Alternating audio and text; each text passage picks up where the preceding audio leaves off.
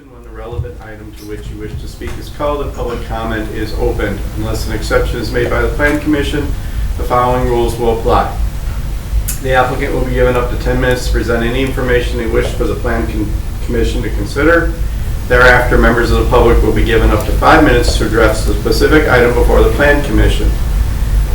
Members of the public may speak only once per called agenda item unless the Plan Commission member requires clarification or wishes to ask you a question. Questions or statements from the audience will not be considered. Only statements from the podium after you've stated your name and address and within the allowed time constraints are taken into consideration. After all community members have had an opportunity to speak on the called agenda item, the applicant will be asked if they have a final statement for the Plan Commission, and then the Commission may take action on that agenda item. The Common Council has adopted rules of decorum for city boards and commissions, including the adoption of a civility pledge. No person shall personally attack a board or commission member, city official, staff, or any other person. No person shall make irrelevant, unduly repetitive, offensive, threatening, slanderous, defamatory, or obscene remarks or act in such a manner as to disrupt or disturb the orderly conduct of the meeting. This will include hand clapping, stomping of feet, whistling, shouting, or any other demonstration. Thank you all for your understanding. Now on to the agenda. Roll call, please. Mr. Ulrich? Present. Ms. Pratt? Here. Ms. Shireman? Here. Mr. Lowenstein? Here. Mr. Bowen? Mr. Kulabali? Here. Ms. Davy? Here. Councilmember Nichols? Here. Vice Chair Kiefer? And Chairman Perry. Here. 8 board members present. Wonderful. First item is approval of the April 16th, 2024 minutes. Move to accept as written. Second. Okay, we have a motion and a second. Is there any discussion on the motion? All right, I'm seeing none. We can have a voice vote. All in favor, say aye. Aye. Any opposed? Thank you. The minutes have passed.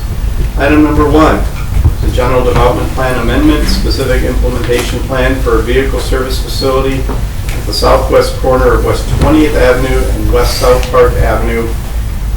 Oshkosh OA LLC is the owner and Driven Brands is the applicant. Have there been any site inspections? Those are so noted. I will accept the staff report as part of the record. Please present your summary. Thank you. So the subject site is about a ½ acre in size, a vacant parcel located at the southwest corner of West South Park Avenue and West 20th Avenue. It is zoned suburban mixed use district with a planned development overlay. Here's a view of the sites. A general development plan was approved for commercial development of the subject site along with the 2 neighboring parcels back in 2021. After that, specific implementation plans were approved for both of the neighboring parcels. This one is a Dunkin' Donuts, and the one to the north is an O'Reilly Auto Parts store.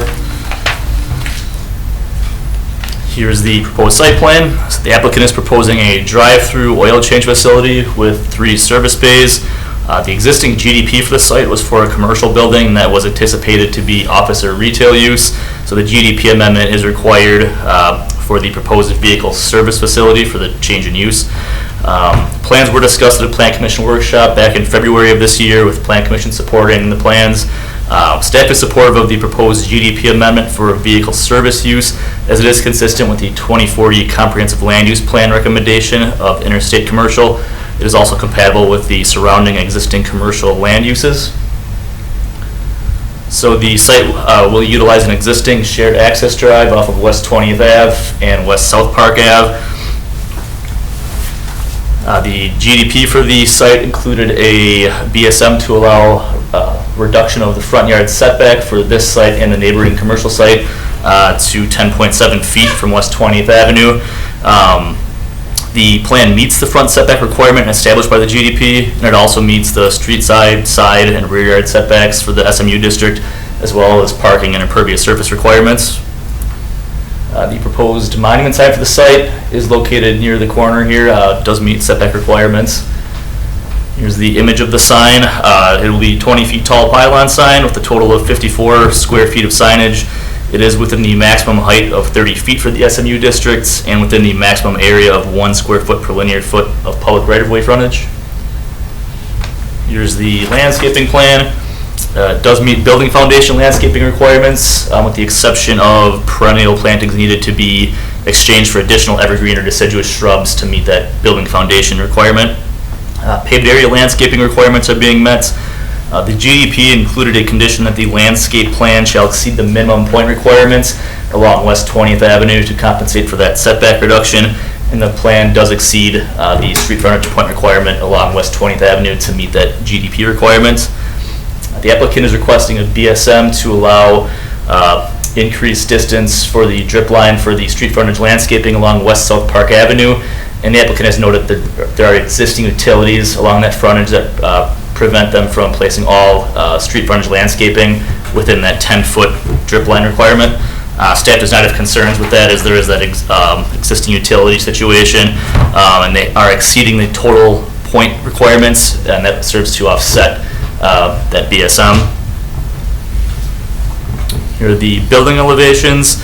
The elevations meet the 50% Class 1 material requirement, with the exception of the north facade, which shows 46%. However, they could meet that 50% by using a glass door here, otherwise adding an additional 4% Class 1 material to meet that requirement, and that can be addressed during site plan review.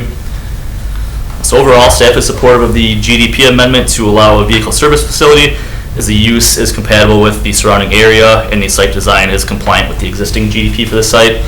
And staff also feels that the applicant has sufficiently offset the BSMs by providing increased landscaping. So with that, staff recommends approval of the GDP amendment and SIP with the findings and conditions in your staff report. Thank you for your report. Plan Commission, any technical questions to the staff? Any technical questions for the staff?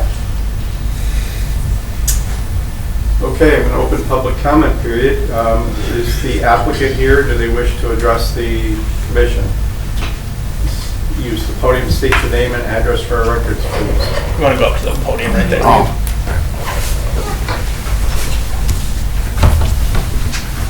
Good evening, Chair, members of the Commission. My name is Brian Werdeman. I'm the civil engineer of the project. I'm with Kimley Horn. Address is 11995 Singletree Lane, Eden Prairie, Minnesota. Just wanted to say thank you for the effort that staff's put in on this project to date, and our ability to work through a number of comments to get to this point. I'm here to answer any questions that may come up. So thank you. Thank you. Is there any other member of the public that wishes to make a comment on this agenda item at this time? Okay, I'm seeing none, so I can close the public comment period. We do not need a closing statement from the applicant, so Plan Commission, the action is upon you. I'll make a motion to adopt the findings and recommendations as stated in the staff report. Second. Okay, we have a motion and a second. Is there any discussion on the motion? Ms. Shireman? This is a great example of how we got to see this during a workshop, because it's an atypical lot that had lots of questions about going in and going out and shared access and everything. So it may look like we're just like putting a rubber stamp on this, but we really actually vetted this out pretty good in February. So I think our time was well spent then. Mr. Roy? One last comment about the vetting. I agree with what you said. We really do need to make sure that they make that 50% requirement for building material. This is a highly trafficked spot, really visible. So whatever we can do to get that last 4% of the north facade, I think that's our due diligence. Any other comment on the motion? Okay, I'm seeing none. Let's have a roll call vote, please. Mr. Ulrich? Aye. Ms. Prawn? Aye. Ms. Shireman? Aye. Mr. Lowenstein? Aye. Mr. Kulavali? Aye. Ms. Davy? Aye. Councilmember Nichols? Aye. Chairman Perry? Aye. Motion carried 8-0. Wonderful, thank you. Item number 2 is a public hearing and approval of a resolution recommending adoption of an amendment to Chapter 3 Housing of the City of Oshkosh Comprehensive Plan 2040. City of Oshkosh Department of Community Development is the applicant. There are no site inspections. No? Please present your report as part of our record. Thank you, Mr. Chairman. So just a little bit of background, I want to talk about this, as part of the staff report. In 2023, as part of the bipartisan housing legislation package that was passed for the state, there were two acts, Acts 15 and Acts 18. They enabled a number of programs for WEDA to operate for housing throughout Wisconsin. Since these staff report was written, they actually added a third, so we can go for that one as well. But they were the vacancy to vitality loan, the restored Main Street loan, and now the public infrastructure loan. As part of that enacting legislation, they specifically called out that your housing element of your comprehensive plan had to have been updated within the last 5 years. Ours was in October of 2018. So when the legislation first passed, we were in compliance, then we fell out of compliance. So what we have done, with the help of East Central Regional Planning Commission, have went through and did an update to that element.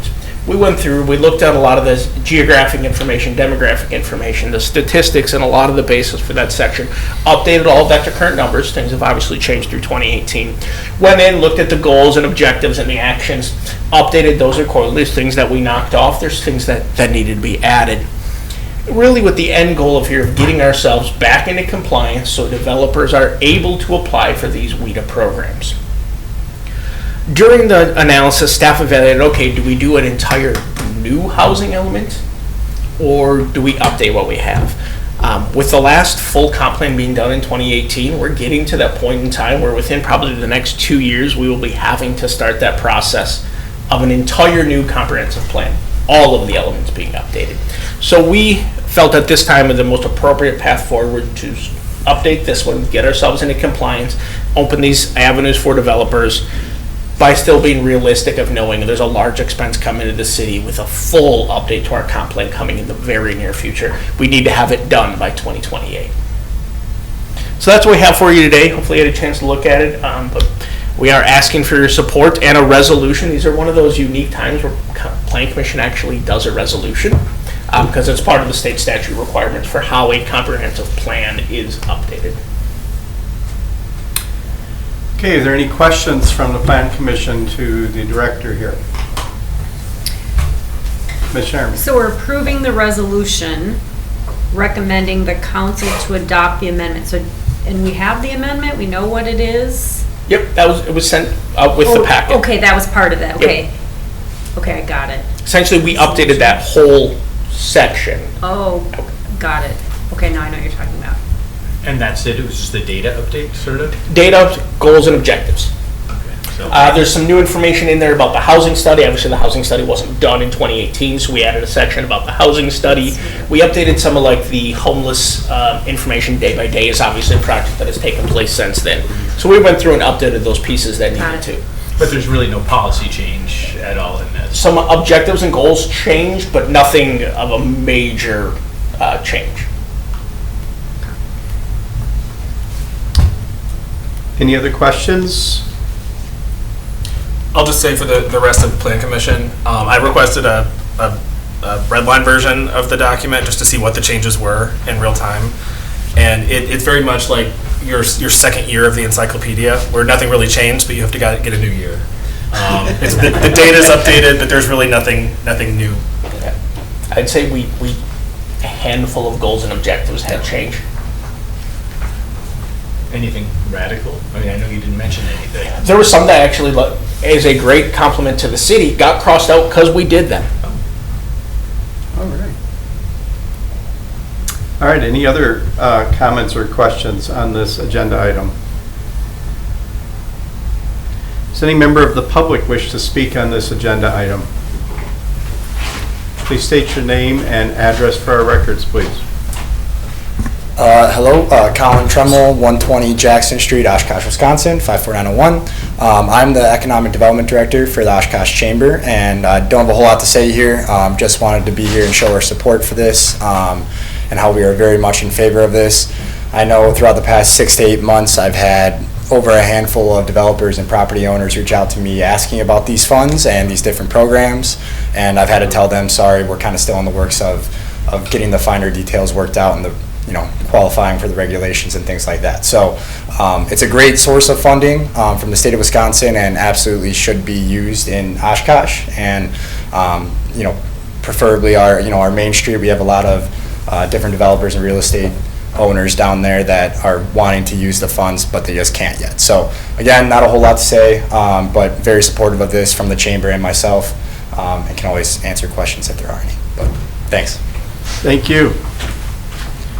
Any other members of the public wish to speak? All right, I'm seeing none. Do you have any final comments? No, just look forward, hopefully your support. We can get this through council in the next couple of weeks and then down to department administration so people can qualify. All right, I'm going to close the public comment period, and commission, the action is upon you. Move to adopt funding recommendation as stated in the staff report. Second. Do I need to let them know? Is that enough? Okay. Resolution? So we have a motion to... There's a resolution. How should we frame? Okay. Move to approve this one's a little, move to approve the resolution and recommendations as found in the staff report. And then you will have to sign the resolution as well. Okay. All right, we have a motion. Was there a second? Yes. Mine. Ms. Shireman. Okay, any discussion on the motion? All right, I'm seeing none. Let's have a roll call vote, please. Mr. Ulrich? Aye. Ms. Prompt? Aye. Ms. Shireman? Aye. Mr. Lowenstein? Aye. Mr. Coulibaly? Aye. Ms. Davy? Aye. Councilmember Nichols? Aye. Chairman Perry? Aye. Motion carried 8-0. Okay, next item on the agenda is the planning director's report. Thank you, Mr. Chairman. So I was asked to read a letter to the record from a former Plan Commission member. Members of the Plan Commission and city staff, unfortunately my term of city council representative to the Plan Commission has come to an end. I just wanted to take a moment to say that I enjoyed my time with all of you and that it was a pleasure serving with you. The position of Plan Commission member is very important to the city of Oshkosh. The residents of Oshkosh, city staff, and council are very fortunate to have all of you serving on the commission. I would like to acknowledge the exemplary job of Chairman Thomas Perry and all of the boards, commissions, meetings, etc. that I have been a member of attending. I have never experienced a better run meeting than from Chairman Perry. The respect that he shows to fellow members of the Plan Commission along with members of the public, contractors, and city staff is fantastic. Further, his explanation of the rules to the public at the beginning of the meeting, organization, and attention to the detail is second to none. All of you keep up the great work on Plan Commission, and I hope to see you again from time to time. Very sincerely yours, Paul Lassingler, Common Council Member. Well, that was unexpected, and I appreciate his comments.